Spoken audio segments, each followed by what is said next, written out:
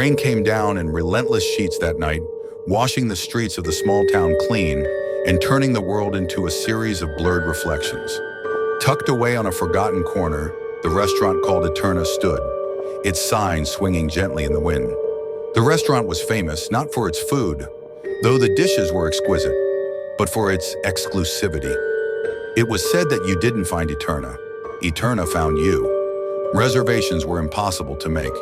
People who dined there claimed they had simply received an invitation, a delicate black card with gold lettering that read, "You are cordially invited to dine at Eterna.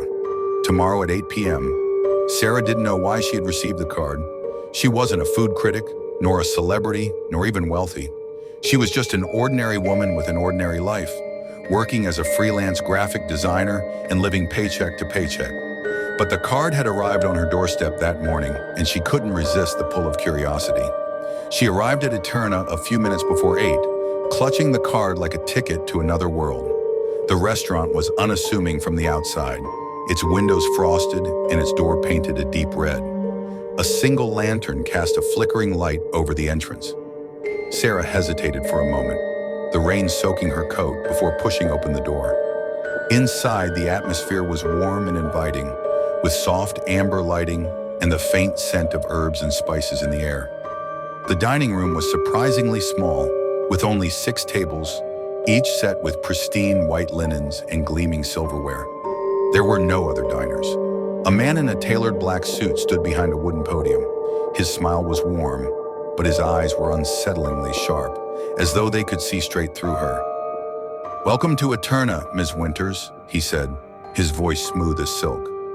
Sarah blinked. She hadn't given her name. "How do you—" she began, but he gestured to one of the tables.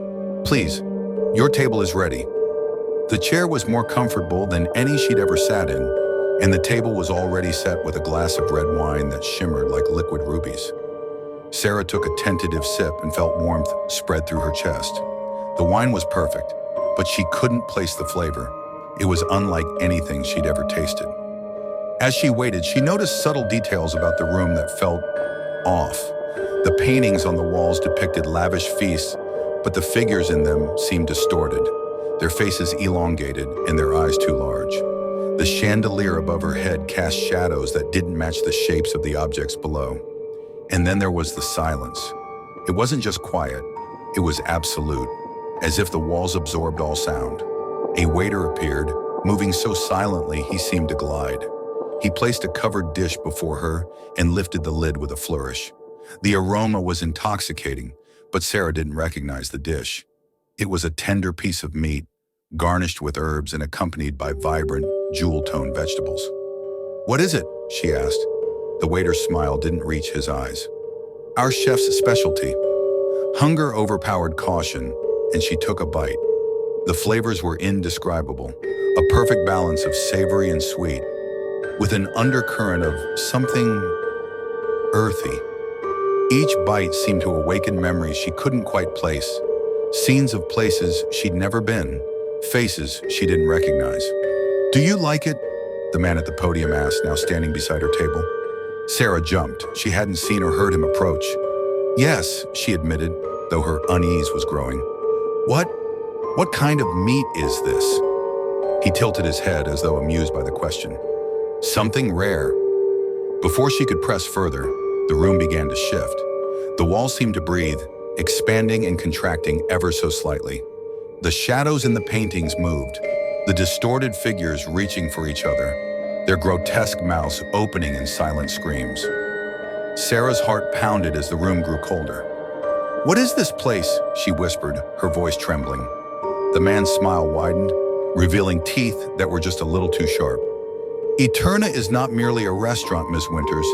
It is a passage. A passage to where? To the truth." The lights flickered, and for a brief moment, Sarah saw the dining room as it truly was.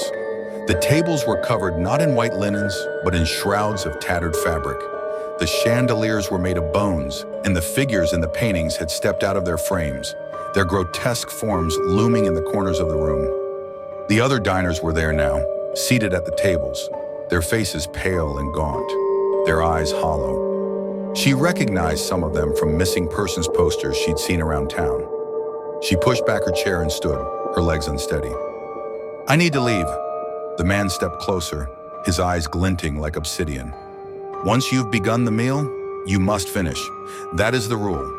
Sarah backed away, but the room seemed to stretch, the door growing farther and farther out of reach. The diners turned to look at her in unison, their heads tilting at unnatural angles. Why me? She asked, her voice barely above a whisper. You were chosen, the man said. Eterna calls to those whose lives are at a crossroads, who are ready to see beyond the veil of their mundane existence. I don't want this, she shouted. Ah, but the choice was never yours to make, he replied, his smile vanishing. Finish the meal, Sarah. The walls closed in, the shadows encircling her like a hungry pack. She turned and ran, her footsteps echoing in the impossible silence. But no matter how far she ran, the door remained just out of reach, and the whispers of the other diners followed her, growing louder with every step. When the staff found her table the next morning, the chair was empty, the plate clean. The card lay neatly in the center of the table, bearing only 2 words. Thank you.